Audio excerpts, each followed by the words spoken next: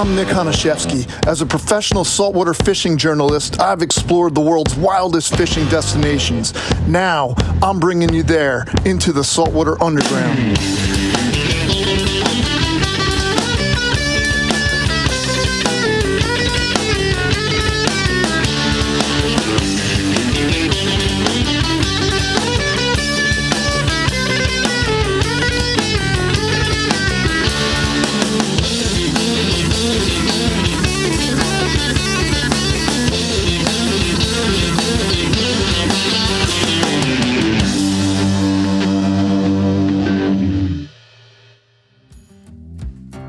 Talk to any saltwater angler in the Northeast and you can bet they've got a striped bass story.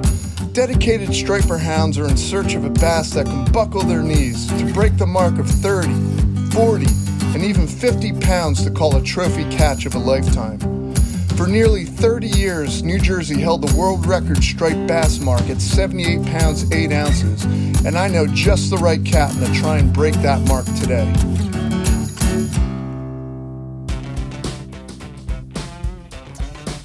New Jersey's hallowed striper grounds stretch from Raritan Bay to Delaware Bay and all points in between. One captain out of the Atlantic Highlands knows how to target beast bass, and that's Chuck Meny, aka Tyman. Chuck falls under the radar of striper fishermen as Chuck's not a typical charter captain. In fact, he doesn't even run charters. He just takes anyone who he deems trustworthy enough to catch their bass of a lifetime. I count myself lucky to fish with such a legend, and right now, I'm counting on Chuck to find some trophy bass.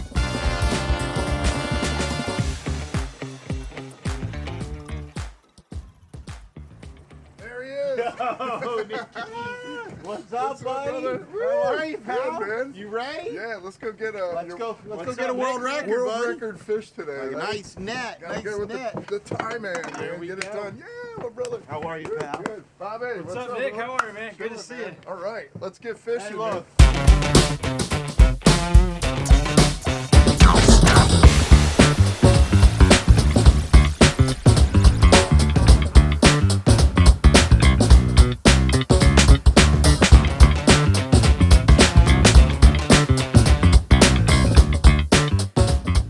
This technique that we're doing, right, is I always was a live liner, right? I still am a live liner. I love live line and bunker.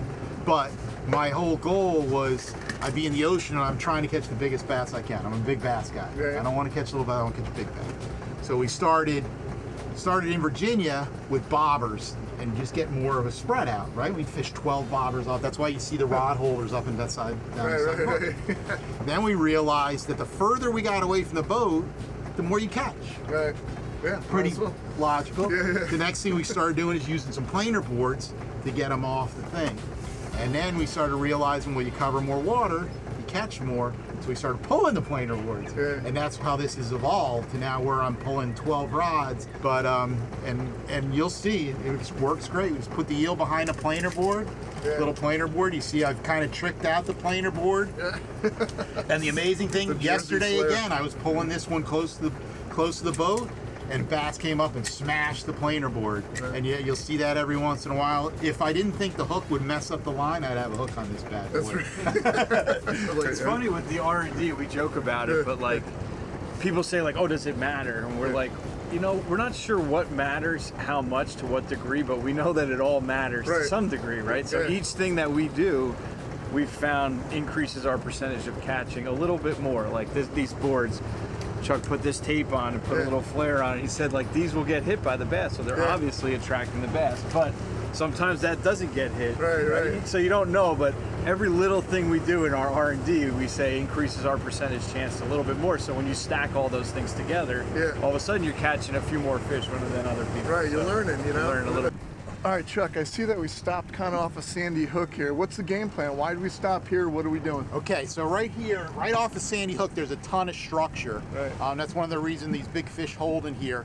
And we're just gonna be driving this contour line nice and slow, like a knot, not an apple. Just see how the boards look and how Sure. the eels are swimming. Don't want the eels to spin, you want them to swim nice, right? Okay. So we'll be going as slow as we can, just pulling them along. We're going to put, what, about 10, 12 rods 10, out? 12 rods, we'll get as many as we possibly can Yeah. out, but 10, 12 rods out. cover some water, and hopefully one's gonna go. I'm stoked. We already saw the fish busting over here with all the gulls diving and everything. So we're looking now. We're looking for a monster. All right, let's get them out. We usually run one camera in the spread. You can see this camera set up to catch the action under the water as it's going. Something that we've learned a lot about. So when we put these boards out, the furthest board will stagger the depth, so we're making sure that we're covering different parts of the water column, so we can let this rod go out while we set the next one up. Well, we finally got the first rod in. Now what? 11 more to go.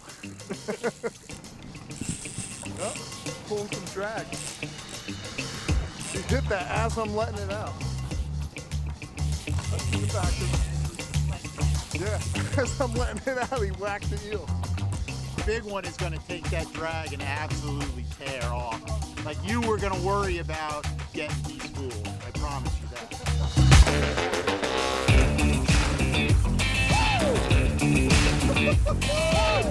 Come on, dog. Come on, really? Yeah! Here we go. Oh, boy. All right, man. Look at that. Oh, Bobby, nice network, brother. Grab the other side. I'm gonna pop that hook out real quick. Hook out first. Look at this baby. Woo. Oh man, that is so beautiful. Look at that fish. Starting it up right here. Man. Nice work, Only brother. fishing for 10 minutes, not bad. Bobby and Chuck Tyman. First, the last rod we're putting out, way back, and this thing hits it as I'm putting it out there. But feels like a good 28, 29 pounder maybe. That's exactly Something like that. Beautiful fish, man. Great job. Bobby and Chuck starting to get it done. Beautiful fish. Releasing all the bass here in Jersey. Revive it a little bit, get the water flowing through the gills.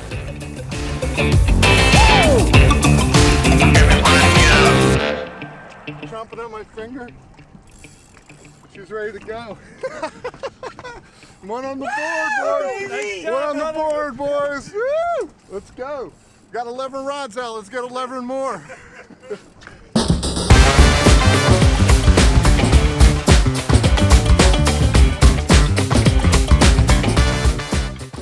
This episode of Saltwater Underground with Nick Honashevsky is brought to you by @Nick Honashevsky on Instagram, Grundens, Savage Gear, Bubba, Shimano, Grumpy's Tackle, and Fisherman's Supply.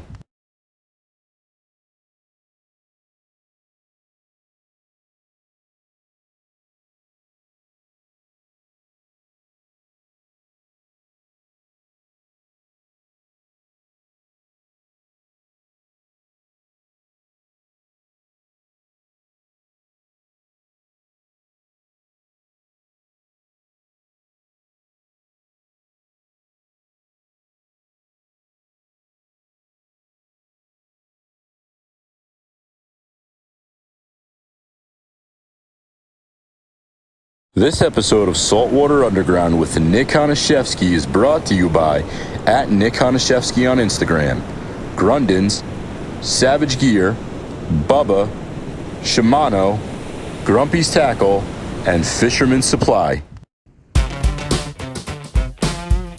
So Bobby goes, put that rod out just like you did before and get it done again. We'll see if we can get number 2 right here doing the same tactic. This one's getting whacked right now. Bobby, just put it back down and start to get whacked. Oh. Yeah, it wasn't bad. Oh man, Bass just took it. He didn't have the hook in his mouth. Grabbed the back of the eel because he just literally put it right down there. Bass hit it, didn't have the hook in, took it. Oh. You got it? Yep, he's on. Long plan. Fight the fish, I'll take care of the rods, bud. Try and keep him straight back. Yeah, boy. You gotta love it. Not another boat within sight, right? Absolutely gorgeous. Especially in Jersey, right? Other than the wind. It's good to Wow, be fishing it's on hopping, weekdays. huh? Yes, weekdays are beautiful. It's good to be retired, Nick. Here we're using 30-pound fluoro. Oh, is that what we got? Yeah. We got 30-pound fluoro. When we get on that structure, I'll go to like a 40 or 50-pound fluoro. Right. Just to try to get the abrasion resistance a little bit higher. fish, like you said, when they hit it, they'll start diving down to try and break that leader off or shake what's in their mouth out of it, right? They didn't get big for no reason. Man. Nope. Look at him going. Look at him in the water. So thick. Look at Leviathan, dude. Look at that.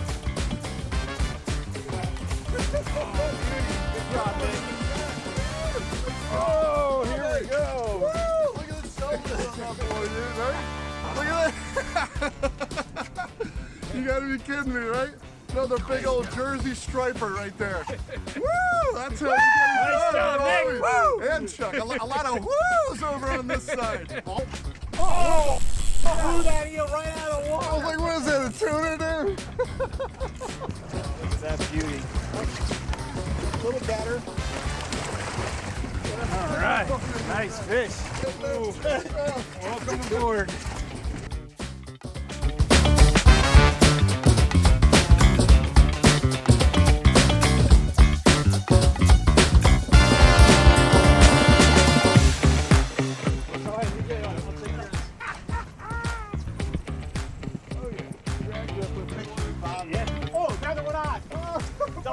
Hold on, get this one out, we got another one. I didn't get a pick. All right, we're doubled up. Number one in the boat.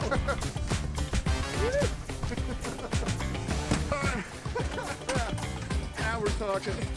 That's Jersey bassing right out here off Sandy Hook, man. The Highlands. Captain Chuck and Bobby.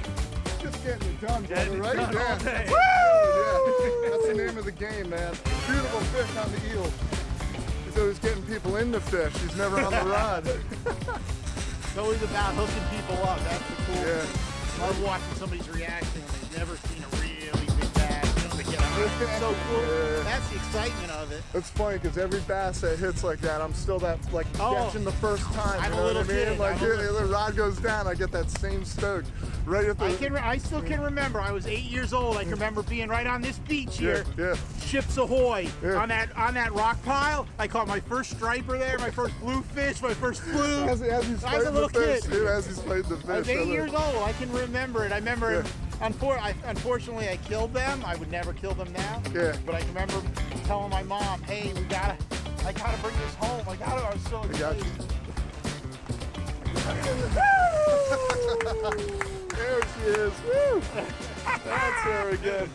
Another sweet fish, brother. We got him on the camera, so we're gonna have that hit on camera. We'll see what happens, see what it looks like.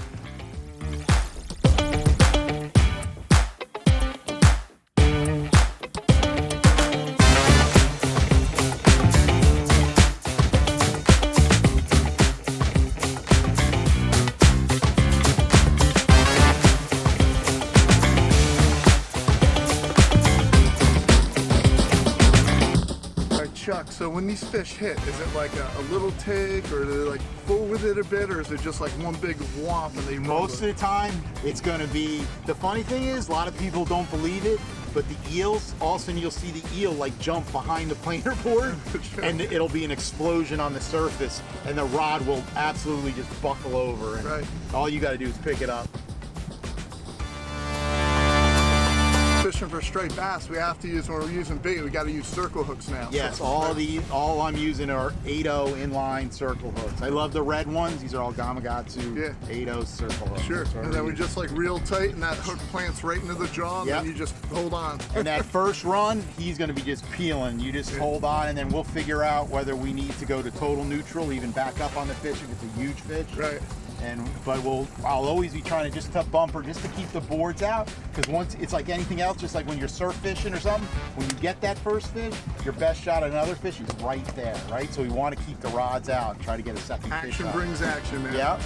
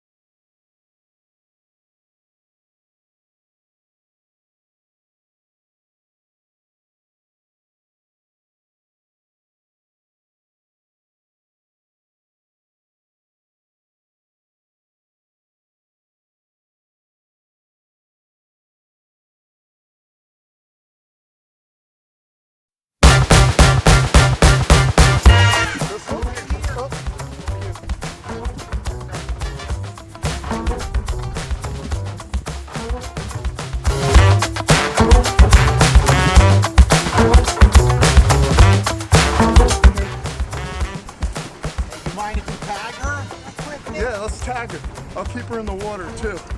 Couple scales, kind of get under the scales a little bit, right? Get nice and strong. And boom, there's a nice tag for her. We'll write it down, we'll send it in to Gray Fish Tag Research. Yep. Bingo, man. Here we go, let's let her release now.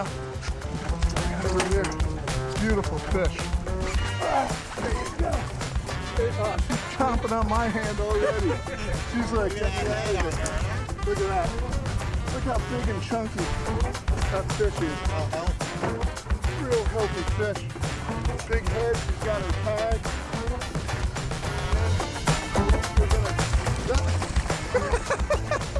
You cannot beat that. Tagging big bass like this, going to get scientific research out here in Jersey, and keeping the striper populations going and growing. Board. Killer, dude. Yes. Get another. Woo. I love it.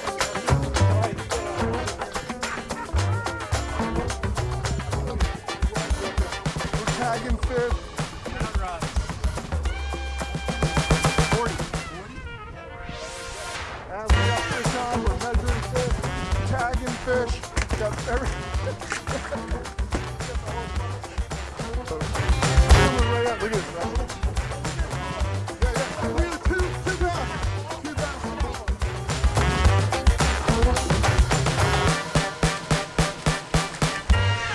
Yep, you're good. Another one in the boat. Yeah. Not as small as I thought. We got that tag in there, which is awesome. See that beautiful little green thing? It's sticking out of the skin now. When someone catches it, they're gonna get the number off that and report it back to Grays. We'll put them right back in the water. Nice little guy. It's about 24, 25 pounds. Maybe a little bit bigger.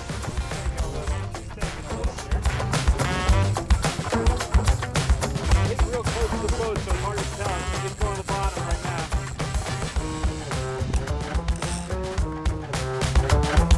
Oh man! That's what we're out here.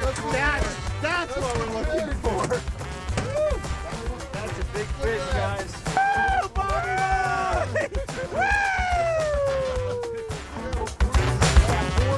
44 pound fish.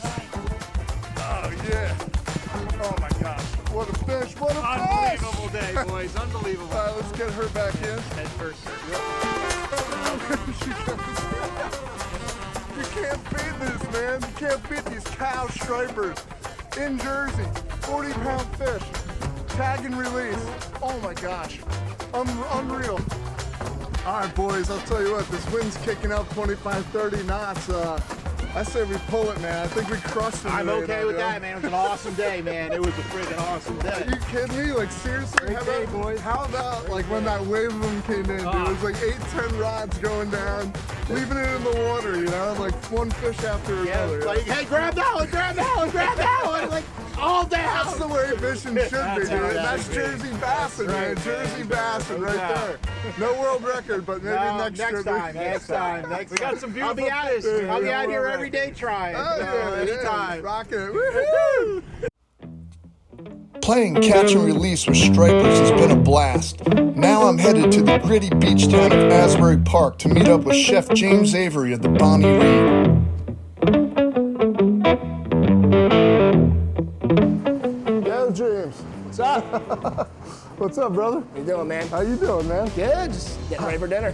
So get this, man. We went striped bass fishing with Captain Chuck, and we caught all these 30, 40, 50-pound fish, but we released them all. ones. So we did a lot of catch release and tagging them because they were Yeah. the big breeding fish. But I did bring some fish in here called pollock, which is similar in like texture and thickness. What do you got planned? Yeah, I today? mean, listen, I was planning on cooking some stripers with you, but tell you what, the recipe I had in mind is would work just fine with pollock or any really firm white fish. So it's really simple. It's actually a fish and chips, authentic fish and chips. I learned this from my time working with Gordon Ramsay. It's a Right. killer recipe. Let me show you guys how I do it. It's perfect. Let's get it going.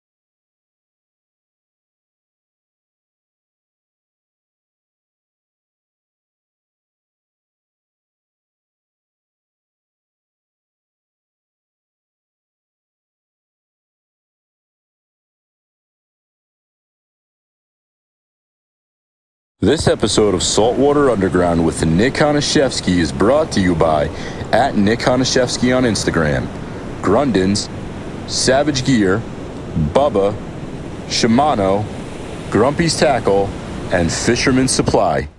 All right, Nick. So, this is a pretty nice piece of fish. I don't know who butchered it, but they did a good job.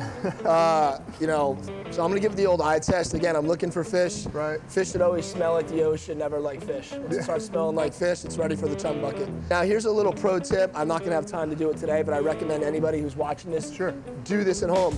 Generously season your fish.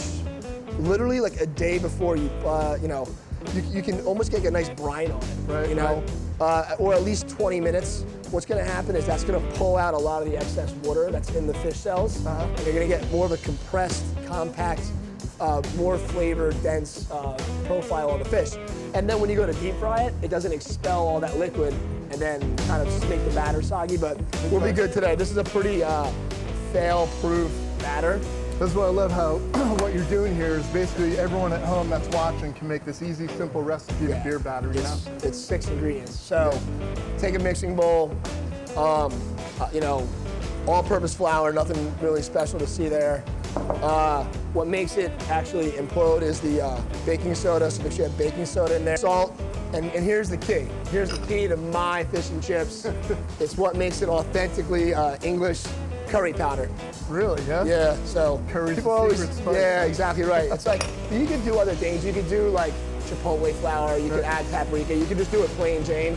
I like giving it the curry powder. It gives it a certain, nuance to it and a little color. It is more of a conversation piece. Sure, yeah. You know what I'm saying? All right, now beer batter obviously has beer in it, but here's another trick. Yeah. Add vodka to that batter. Really? Because what's gonna happen What if could do that? I don't well, understand. it kind of like, when the vodka hits the heat, it explodes and it goes like that. And it gives you all these crispy, bubbly bits inside the batter. Wow. So it makes your batter way more crispy. You'll see what I'm talking about when we go to cooking. You want it to resemble pancake batter, basically. How long do you let them soak in the batter for? Or is it just like You let them get in there, I don't know. A few minutes, let it kind of adhere. That's it. All right, these guys are ready to go and get into the fryer.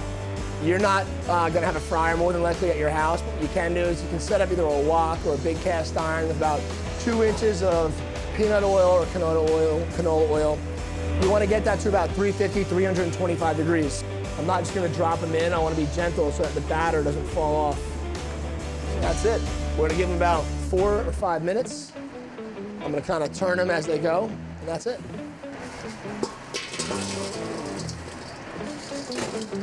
All right, there you have it, fish and chips. All right. This looks delicious. Yeah, you want to meet me at the bar? Yeah, man, let's do it. Let's eat this thing.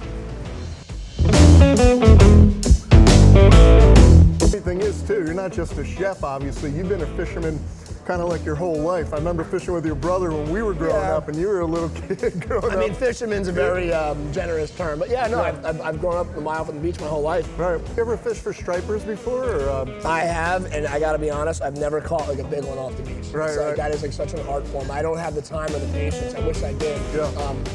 But I'll go out like in the river and like, there's little spots where you can get some little guys in the fun, Yeah. some top water, but now I've really never gone out for like a big, Yeah, that was big incredible cross. with Chuck. I mean, catching these monster bass, and no one else was on them, Like, we're like offshore a little bit within It was 3 mile spoons, or limit. what were we doing? Now we're live lining eels on planer boards, which is like a tactic that he only knows, really, And amazing. no one else was catching anything around us. No one was out there. We bumped off like 70 foot of water, but that goes to show you those bigger fish are still feeding. crazy. Even when I it never doesn't heard seem of like them they're biting. firing like this. Yeah, it's been good though. It's been such a solid fishery, and I'm just stoked that you're here to cook this. When are you for gonna us. take me fishing then, Nick? What's up? Let me ask you a question though, because you opened the Bonney Read here in Asbury Park. There's been a renaissance of Asbury Park. It used to be really kind of rundown area. What made you open Bonney Read here, and like why such a nautical theme? Well, I think there was like a fundamental lack of like basic old-fashioned seafood restaurants that all kind of like went Disney World, buying all frozen product, coconut shrimp, and all this nonsense. And I was like, the Jersey Shore really needs like a great seafood restaurant that's not, tweezers and fine dining, but just like, if people would come visit me and be like, hey, take me out for seafood, and I'd be like, I had no idea where to take them. So that was the genesis of the idea as far as Asbury is concerned. I was born a mile down the street. Yeah, you know, you're a this local is boy, basically man. home Tried to and me. true, yeah. And it was like the only town that was really doing anything other than sports bars and pizzerias. Yeah. So it's such a unique quality here, the Bonney Read, in the middle of, like, you know, like you said, like sports bars and all the other places here, you know. So you want great seafood, everyone knows that. It's like you come to Bonney Read, which is you can see us make it in the kitchen. You see the guys sucking the oysters. Yeah. You see I the, like the raw delivery bar. guy pulls right up here, brings in whole swordfish sometimes, you know. So it's definitely it's been a very good run. Well, I'll tell you what, brother, you really opened up a beautiful spot here Thanks, at man. Bonney Cheers, Read. yeah. I want to thank you for cooking the fish and chips up, you My know, pleasure, and man. we got to get you out fishing next time, all right? Yeah, you do. Thanks, brother. Thank you, brother. The endless question abounds among striper fishermen. What qualifies as a trophy striper? To some, it's a 20-pounder. To others, a 40 or 50-pound cow. And for even some of the more discerning, nothing less than a world record counts. But for any true hardcore angler, no matter what you fish for, trophies don't matter. What truly matters is the pursuit of the fish itself, the act of putting together a plan with friends and seeing the payoff with bent rods and good times, releasing fish all day long. That's the real trophy you can take home. This is how we get it done in Saltwater Underground. Playing small tricks, drum scope, getting shot. Woo!